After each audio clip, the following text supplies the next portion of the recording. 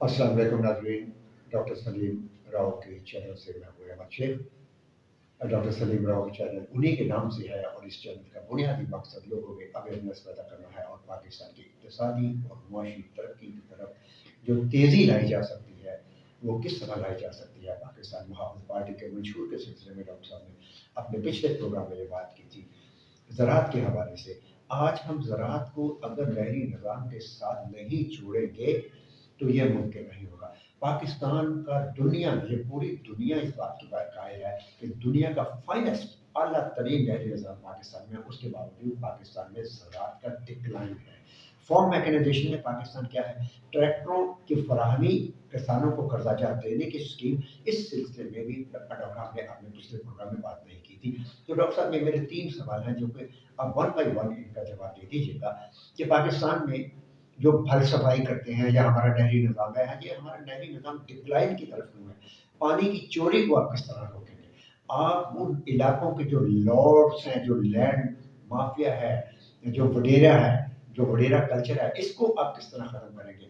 छोटी ज़मीनों को मर्ज करके एक बड़ा रकबा बनाने में आपका रोल क्या होगा? और जो फार्मर है उसको आसान किस्तों पे कर्जे की फराहमी के लिए आपकी पार्टी का क्या मंशूर है? जी, बिस्मिल्लाहिर्रहमानिर्रहीम, नहमदुहु व नसल्ली अला रसूलिल करीम। तो आपका पहला सवाल तो है कि हमारा नहरी निज़ाम, तो ये तो हमारी खुशनसीबी है कि हमारा मुल्क ज़री मुल्क है और इसमें नहरी निज़ाम बहुत अच्छा है। मगर ये कभी सोचे हम कि ये किसने बनाया? तो पाकिस्तान बनने के बाद अयूब खान ने डैम बनाए और कुछ निज़ाम को बेहतर किया। उससे पहले जो कुछ बन चुका था आज वही मौजूद है नहरी निज़ाम। तो वो इस मुल्क में आने वालों ने इस मुल्क के नहरी निज़ाम पे तवज्जो नहीं दी। अयूब खान के बाद इस पे कोई काम नहीं हुआ।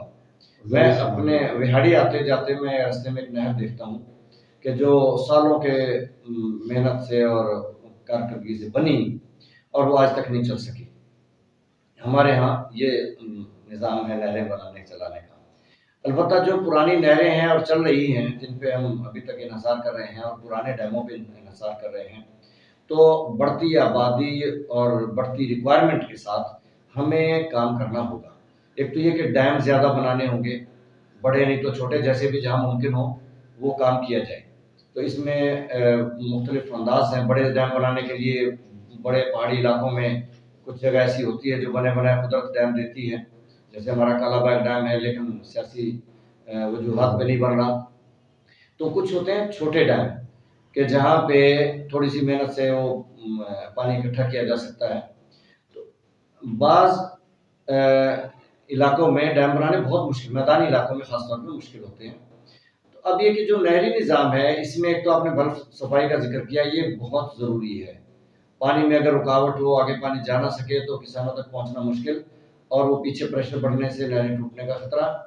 और आपने चोरी का भी जिक्र कर दिया, तो बड़े ज़िम्मेदार जिनके सैकड़ों मुरब्बे हैं वो नहर ही तोड़ लेते हैं और अपनी ज़मीनों को सैराब करके उसके बाद फिर वो हुकूमत खुद ही उनको बांधती रहे।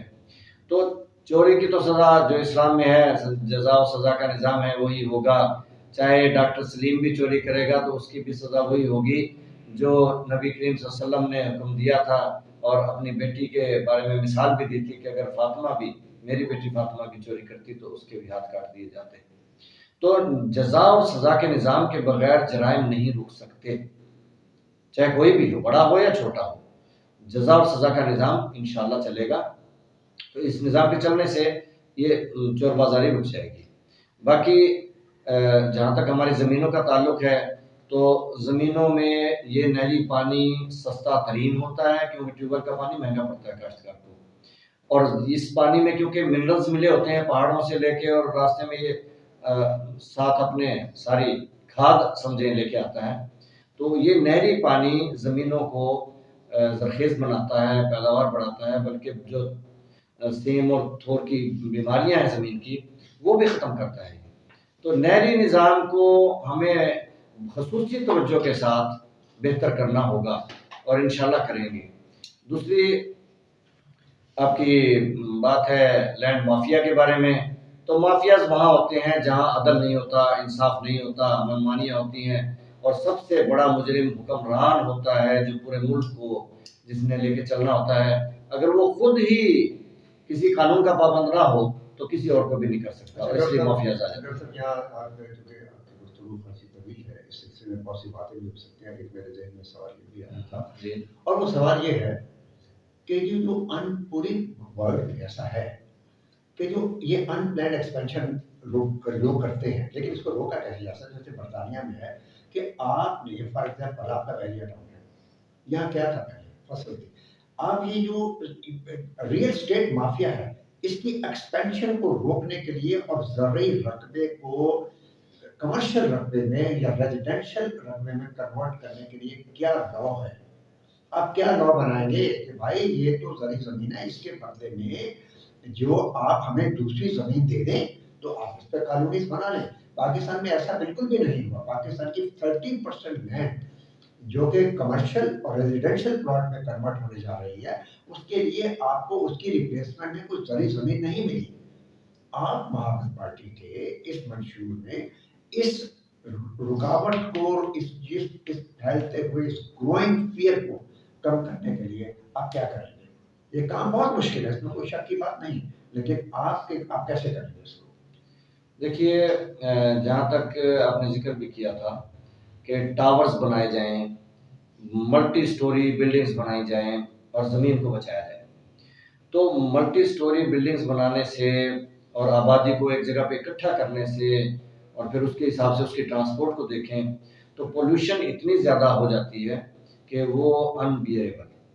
ہمیں یہ کالونیاں تو بنانی پڑیں گی، پبلک کو ہم نے اکوموڈیٹ کرنا ہے.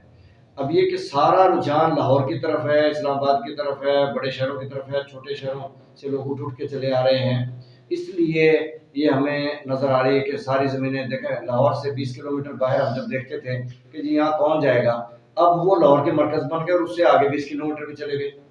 تو وہ اس لیے کہ آبادی شہروں کی طرف شفٹ ہو رہی ہے. اس فلو کو روکنے کے لیے دیہاتی علاقوں میں اور چھوٹے شہروں میں ترقیاتی کام ہوں، بیسک ریکوائرمنٹس کے اعتبار سے تعلیمی سہولتیں، علاج کی سہولتیں اور باقی بنیادی سہولتیں وہیں پہ ملنی چاہیے تاکہ لوگ تعلیم دینے کے لیے لاہور شفٹ نہ ہوں. ایک تو اس طرح سے ہم اس فلو کو روک سکتے ہیں.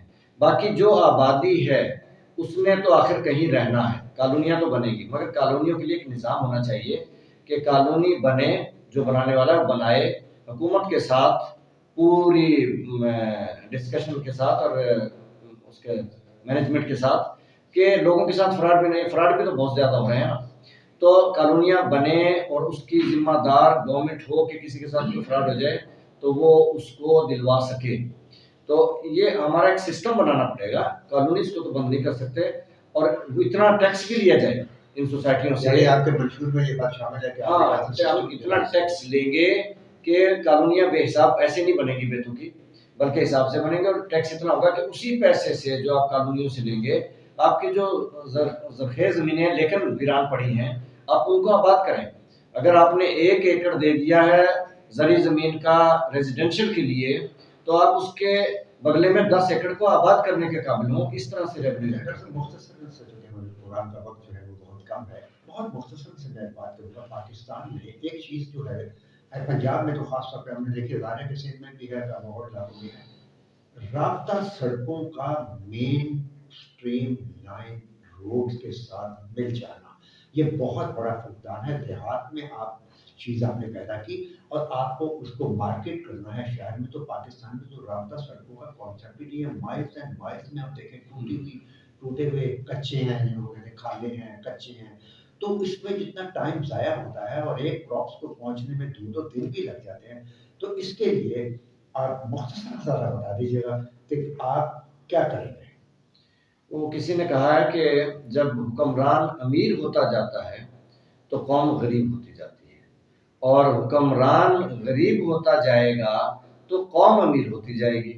اب ہمارے حکمران وہاں دیہاتوں تک تو کچھ پہنچنے ہی نہیں دیتے، وہ امیر ہوتے جاتے ہیں، سارا کچھ خود ہی سمیٹتے رہتے ہیں، جس کی وجہ سے ہمارا جو مین آبادی ہے 80% تو دیہاتوں میں ابھی بھی، اور وہ آبادی سڑکوں سے محروم ہے، پانی سے محروم ہے، بنیادی سہولتوں سے، تعلیم لے لیں، علاج لے لیں، سب چیزوں سے محروم ہیں، اور صرف اس لیے ہے کہ اب تک جتنے حکمران آئے ہیں سب کرپٹ آئے ہیں۔ ایوب خان کے بعد جو کچھ ہوا ہے، ملک میں تخریب کاری ہوئی ہے، ملک کو پیچھے لے جایا گیا ہے، ملک کو توڑا گیا ہے، ملک میں ترقی ہو نہیں سکی۔ وجہ یہ ہے کہ حکمران جو ہے وہ خود غرض آئے، خود پرست آئے۔ تو جب تک صالح حکمران نہیں آئیں گے، ڈیووٹڈ اور سیلف لیس، قوم کے لیے درد رکھنے والے، کام کرنے والے، پلاننگ کرنے والے، امپلیمنٹیشن کرنے والے حکمران نہیں آئیں گے تو حالات یوں ہی رہیں گے۔ لیکن جس دن اس قوم میں مخلص حکمران آ گئے، اور انشاءاللہ آئیں گے، پاکستان محافظ پارٹی کی صورت میں آئیں گے تو یہ قوم ایک دم ایسے اٹھے گی، زمین سے آسمان کی طرف جائے گی۔ لوگ چائنا کی مثالیں نہیں دیں گے، پاکستان کی مثالیں